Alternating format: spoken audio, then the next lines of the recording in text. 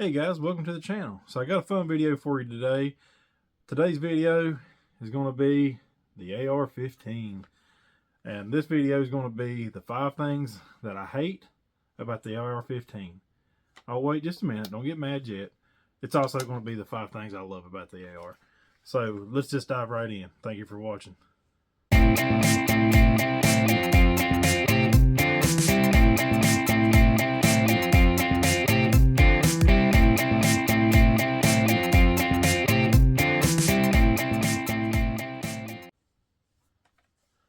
Alrighty, so before everybody gets mad at me and says, how do you hate this AR-15? Let me explain.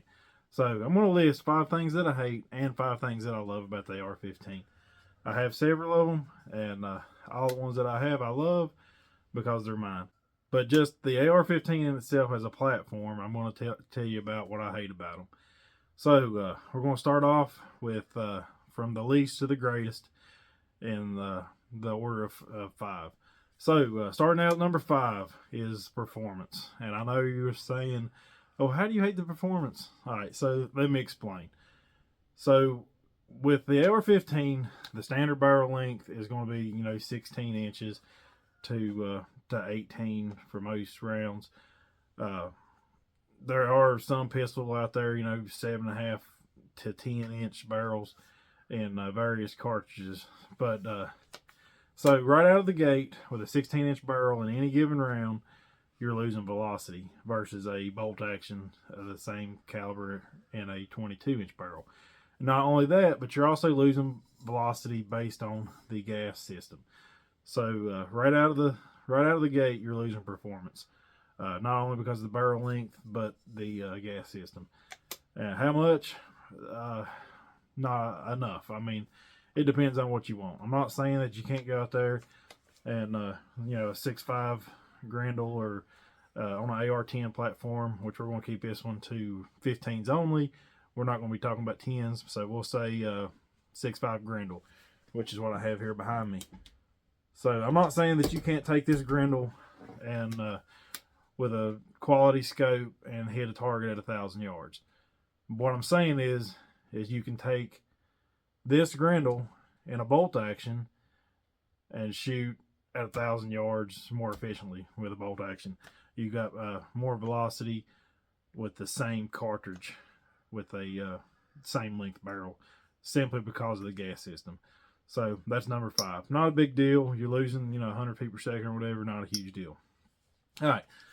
Number 4 is the triggers. So I know you can go out and buy very expensive high dollar drop-in triggers and get 2 pounds, but in a economic AR platform, mil-spec triggers is what I have on most of mine, and they suck. I'm not sure. I've never actually gauged one, but I'm pretty sure they don't make a gauge that reads high enough. I'd say they're probably 7 to 10 pounds. That they're terrible. They're awful. So for accuracy, mil-spec standard triggers are absolutely terrible. And we'll get back to that in the love portion of this video. So number 3 is tuning. In exception to one AR that I have, every single one I had to tune to get to shoot reliably.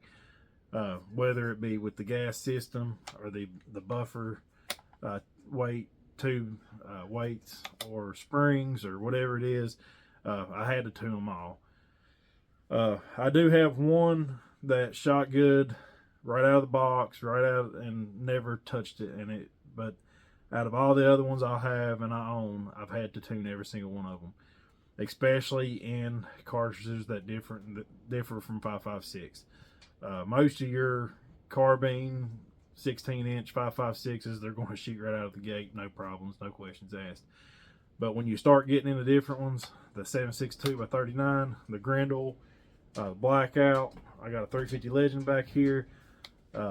Whenever you start getting into different cartridges, different pressures, you've got to tune them, whether it be through the gas port We have a array of tunable gas blocks and weight buffers and springs and stuff like that. So that's my number 3 that I hate. I hate tuning these things. Number 4, or number 2, sorry, I'm going backwards. So number 2 is going to be the brass. So I am a reloader. I reload my brass, and these things absolutely fling them.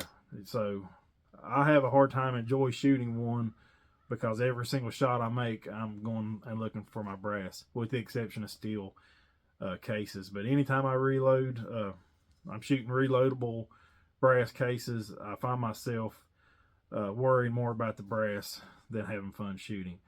And on that topic too, if you look on this one, right here's your brass deflector. The brass comes out and hits this, and it keeps it from coming back at you. So it hits this and it flings it. Well, what this does is it dents your cases. Almost every single brass case will have a dent in it somewhere because of that deflection, and I hate that. Number 1 is the attention that it gets, whether it be negative attention on media and the news. They're evil. Everybody hates them. To the attention that you get at the range. If I got a boring old bolt action at the range, nobody looks at it. Nobody pays attention to it. As soon as I pull this out, everybody gets curious and kind of comes over and wants to ask questions, and I don't like that attention at all. If I go to the range, I want to be left alone. I want to focus on what I'm doing, and I do not like the attention that these bring. So that's my 5 reasons I hate AR-15s. So, with that being said, let's get into the 5 reasons I love AR-15s. And you look at this, what's not to love? I mean, it's awesome, right? Let me get a different one out here. So this is my Grendel. So let's go starting from 5, what I love about AR-15s. Number 5 is the accessories. These things are unlimited on what you can do with them as far as accessorizing them. Go from fluted barrels, different hand guards, different stock configurations, adjustable stocks, fixed stocks, dust cover shields. The accessories is unlimited. There's no end to what you can do to one of these things as far as building them, as far as what you like. Back to the trigger thing, there is so many triggers out there that you can buy aftermarket to lighten these things up to make them shoot really, really, really well. And I really love that about these guns. Whenever you start getting into building one, and you can there's really no limit to what you can do. So the accessories are out there, and they're a lot of fun to pick through.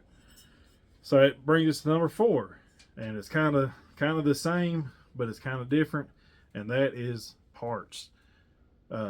These are the parts, very different just from accessories, like bolt-on accessories, but the parts that you can find for these are everywhere on it. Everywhere you can, if you break something, they're easy to find. They're out there everywhere on the internet. You can buy them from a lot of gun stores now. Carry parts for these if you were to lose or break something. And I like the availability of finding parts for these guns. Not just the accessories, but actual parts.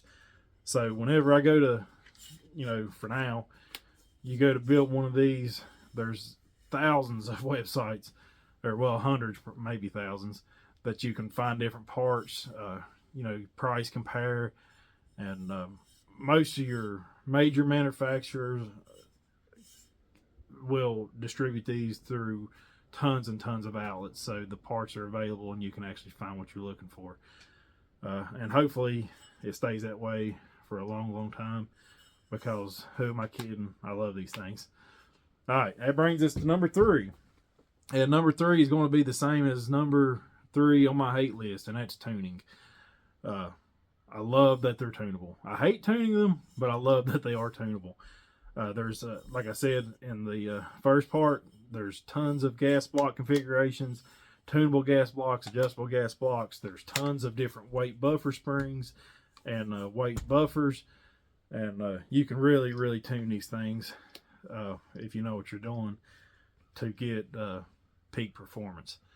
With that being said, when the performance that you're losing through the gas system here, you can actually turn that block off and shoot it as a single shot to gate. I don't know if anybody does that just to gain 100 feet per second, but you can do it. It's doable, and you can actually work this as a single shot. So number 3 is tunability. All right, number 2 is they're versatile. There's not any knack that can't be filled with this gun and one gun.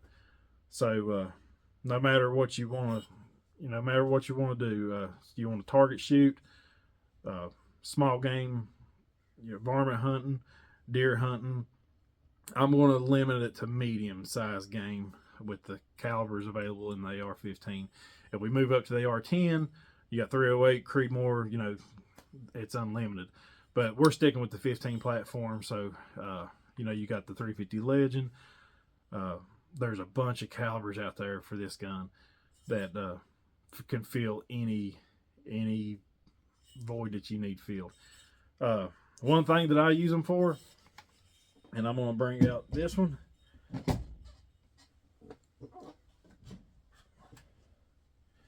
This is kind of a, this one is in a 350 Legend. It is super light. I've got the plastic M16 style fore-end on it, adjustable stock, and 16-inch barrel. And I use this primarily for during rifle season retrieving game. You can put flip-up sights on them, and so if you shoot a deer and you didn't hit it the best, and you got to go back and retrieve it, this thing is super light to carry in the woods and it's legal to hunt with. So instead of lugging your 8-pound hunting rifle, you can take this in the woods, put it on your chest, and you can walk all day. And it's super light. It's super easy to carry. So the versatility of these, I love them for that reason. I can take it and shoot a groundhog with it, and then I can take it and coyote hunting. Legally, you can deer hunt. So check your game laws as far as your magazine capacity goes in the hunting field. But as far as the platform itself, they're very versatile. So that's number 2. So that brings us to number 1. The number 1 thing that I love about these platforms is they're just fun to shoot. They're an absolute blast. You get them once you get them tuned in, you get them dialed in. Which all 3 that I have here, I have scopes on, but I have some too with just iron sights. And no matter which way you're doing it with the scope, off a bench, standing up, offhanded, open sighted, or prone, it doesn't matter. They're a blast to shoot. They're a lot of fun. If you can get past it flinging your brass. But I got a lot of steel cased ammo that I shoot through my 5.56 and my 7.62, so I don't even worry about having to look for them. My Grendel is a different story. I haven't got any steel cased ammo for it, so I just am very careful with where I shoot my brass. The Legend here is a lot of fun. We did a video on it a couple days ago, and it's a pretty good round, short range for deer, coyotes, whatever you want to. Alrighty, so that's going to wrap this one up. The 5 things that I hate and the 5 things that I love about the AR platform. If you like these kind of videos and you want to see more, leave me some comments and let me know. I thank you for watching, and I'll see you next time.